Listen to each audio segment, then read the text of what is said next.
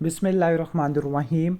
Today's topic of discussion is CVS medicine MCQs. Start करते हैं। 52 year old man जो कि एमरजेंसी डिपार्टमेंट में आया है और वो कोलैप्स हो चुका है और टॉर्सिडीज डी पॉइंटिस है ईसीजी के ऊपर। तो कौन सी मेडिकेशन टॉर्सिडीज डी पॉइंटिस करवाती है? तो जो टॉर्सिडीज डी पॉइंटिस होता है इसको लॉन्ग क्यूटी सिंड्रोम भी कहते हैं। पॉलीमॉर्फिक वेंट्रिकुलर टैकीकार्डिया होता है। पॉलीमॉर्फिक वेंट्रिकुलर टैकीकार्डिया आपको देखने को मिलता होता है। अब इसके कॉजेज़ क्या क्या होते हैं? इसमें रिस्पेरिडोन आएगा। ठीक हो गया। अब इसको याद कैसे करना है? टॉर्सिडीज डी पॉइंटिस का मतलब क्या होता है? ये रैपिड पॉलीमॉर्फिक वेंट्रिकुलर टैकीकार्डिया होता है। इसमें क्यूआरएस कॉम्प्लेक्स ब्रॉड होता है, क्यूटी इंटरवल प्रोलॉन्ग होता है, बीट टू बीट वेरिएशन आती है। जो क्यूआरएस कॉम्प्लेक्स होता है वो अपने ही बेस लाइन ईसीजी के अराउंड रोटेट हो जाता है, प्रोलॉन्ग क्यूटी इंटरवल की वजह से होता है। अब इसके जो कॉजेज़ हैं, कॉन्जेनाइटल कॉजेज़ हैं like Jervell Lange Nielsen syndrome, Romano Ward syndrome. इसके अलावा कुछ मेडिकेशन होती है, उनको याद कैसे करना है? Anti arrhythmic, antibiotic, anti psychotic, anti depressant. यानी इसको ABCDEF से याद रखना है। ए से एंटी एरिथमिक, बी से बायोटिक, सी से साइकोटिक, डी से डिप्रेसेंट, ई से एंटी इमैटिक, एफ से एंटी फंगल।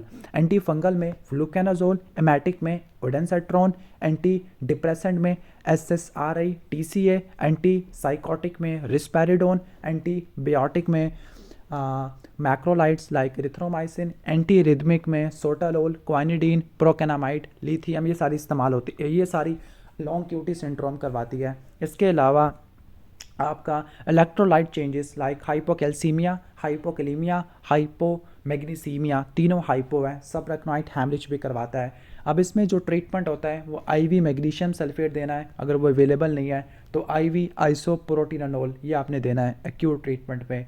जो क्रॉनिक ट्रीटमेंट होता है, क्रॉनिक में अगर कॉन्जेनाइटल है तो बीटा ब्लॉकर इस्तेमाल करनी है, प्रोपेनोलोल। लेकिन एक्वायर्ड में बीटा ब्लॉकर आपने इस्तेमाल नहीं करनी बल्कि डिफिब्रिलेटर इस्तेमाल करेंगे।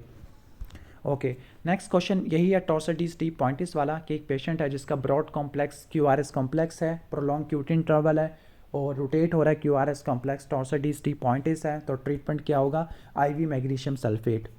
क्लियर।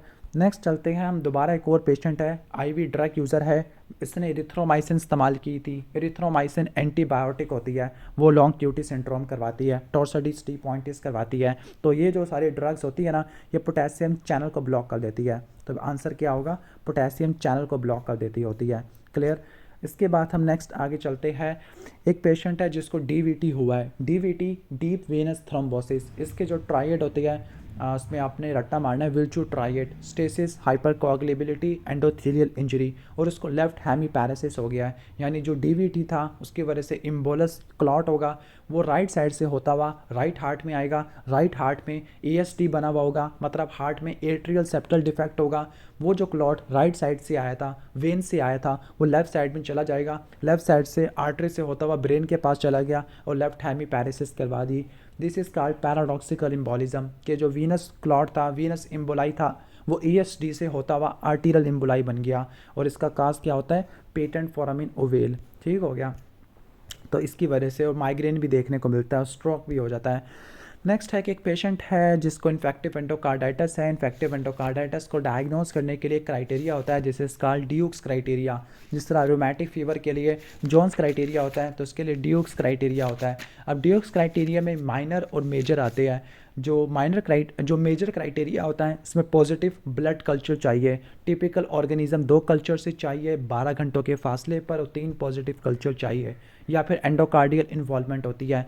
जबकि माइनर क्राइटेरिया में predisposing heart lesion, fever, IV drug user, vasculitic phenomena और इम्बोलिक फिनोमिना ये आपको देखने को मिलता होता है। क्लियर। ऑलमोस्ट ये चीज़ें आपको देखने को मिलती है। तो यहाँ पर कौन सा इन्वॉल्व नहीं होता इसके अंदर? आई थिंक जैनवेलियन, सॉरी इनडिवेलिंग सेंट्रल लाइंस ये नहीं आती होती। जैनवेलियन ये तो आपकी वो होती है, कहने का मतलब है इम्बोलिक फिनोमिना। स्प्लिंटर हेमरेज वो भी इम्बोलिक फिनोमिना होते हैं। जबकि रोज स्पॉट, ओस्लर नोड, ग्लोमेरुलोनेफ्राइटिस, आर्थराइटिस ये इम्यून कॉम्प्लेक्स मीडिएटेड वास्कुलाइटिस होते हैं।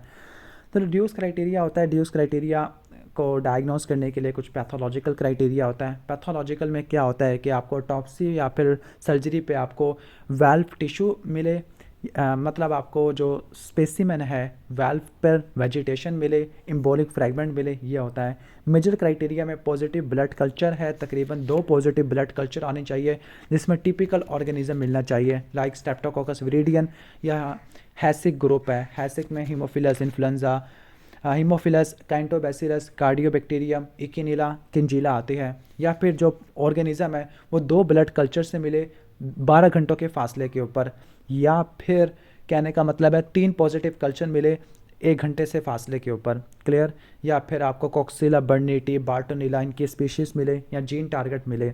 और मेजर के अंदर एंडोकार्डियल इन्वॉल्वमेंट भी मिलती है। एंडोकार्डियल इन्वॉल्वमेंट कैसे पता लगता है? इकोकार्डियोग्राफिक फाइंडिंग से या न्यू वैल्वुलर रिगर्जिटेशन से। जबकि माइनर के अंदर predisposing heart lesion, fever, IV drug user, vascular phenomena, embolic phenomena. जो वास्कुलर फिनोमिना होता है उसमें आपको वैसे इम्बोलाई लिखे हुए हैं वास्कुलर फिनोमिना में, वास्कुलर चलो इम्बोलाई लिख देते हैं, वास्कुलर इम्बोलाई। ठीक हो गया, जिसमें इम्बोलस होते हैं डिजिट्स में, ब्रेन में, सप्लीन में। डिजिट्स में क्लबिंग होगी, सप्लीन में सप्लीनों में गैली होती है, सप्लिंटर हैमरेज, जैनवेलियन, पल्मोनरी इम्बोलिज्म देखने को मिलता होता है। इम्यूनोलॉजिकल जो कि वास्कुलाइटिस वाला होता है उसमें आपको road spot, ऑस्लर note, glomerular nephritis, arthritis देखने को मिलता है। नेक्स्ट है कि दोबारा वही पूछ रही है कि कौन सा इन्वॉल्व नहीं होता डायग्नोसिस के लिए, तो प्रोलॉन्ग पीआर इंटरवल ये नहीं होता। Duke's criteria prolong PR interval तो रिमेटिक फीवर में होता है। क्लियर? इसके बाद नेक्स्ट क्वेश्चन है कि एक पेशेंट है जिसको एंडोकार्डाइटिस हो चुका है एओर्टिक वाल्व से, और उसको आईवी बेंजाइल पेनिसिलिन और जेंटामाइसिन वगैरह प्रिस्क्राइब की गई है। क्लियर? तो क्या ईसीजी फाइंडिंग आपने मॉनिटर करनी है? तो प्रोलॉन्ग पीआर इंटरवल ये चीज़ बताती है, क्योंकि जो प्रोलॉन्ग पीआर इंटरवल है वो ये इंडिकेट करती है कि एओर्टिक एब्सेस बन चुकी है, जिसका मतलब है आपको क्या करनी पड़ेगी? सर्जरी करनी पड़ेगी। तो सर्जरी की इंडिकेशन क्या होती है? अगर एब्सेस बन गई है, फंगल इन्फेक्शन है, रिकरेंट इम्बोलाई है, लेफ्ट साइडेड हार्ट वाल्व पे वेजिटेशन है, प्रोस्थेटिक वाल्व है, एंटीबायोटिक काम नहीं कर रही, या हार्ट फेलियर है। अब जो पीआर इंटरवल प्रोलॉन्ग होता है जिसकी वजह से हार्ट ब्लॉक्स होते हैं, उसके बहुत सारे कॉजेज़ होते हैं लाइक इडियोपैथिक है, स्कीमिक हार्ट डिजीज़ है, डाइजॉक्सिन की वजह से प्रोलॉन्ग पीआर इंटरवल होता है, हाइपोक्लीमिया की वजह से पीआर इंटरवल प्रोलॉन्ग होता है, रूमेटिक फीवर की वजह से होता है, एओर्टिक रूट एब्सेस की वजह से होता है, लाइम डिजीज़, सार्कोइडोसिस है, और मायोटोनिक डिस्ट्रॉफी होती है। क्लियर? जबकि short PR interval Wolff Parkinson White syndrome में देखने को मिलता है। वुल्फ पार्किंसन वाइट सिंड्रोम में एक एसेसरी पाथवे होता है जो कि एसए नोट को एवी नोट को बाईपास कर देता है। ठीक हो गया? क्लियर? जो हाइपरक्लीमिया होता है वो भी प्रोलॉन्ग पीआर इंटरवल करवाता है, लेकिन वो लेस कॉमन होता है। तो जो पीआर इंटरवल प्रोलॉन्ग है, क्या क्या कॉजेज़ होते हैं? Ischaemic heart disease, digoxin drugs की वजह से, हाइपो और हाइपर दोनों की वजह से, rheumatic fever, infective endocarditis, lime disease, sarcoidosis, इनकी वजह से देखने को मिलता होता है। अब वही आ गया प्रोलॉन्ग पीआर इंटरवल किसकी वजह से नहीं होता?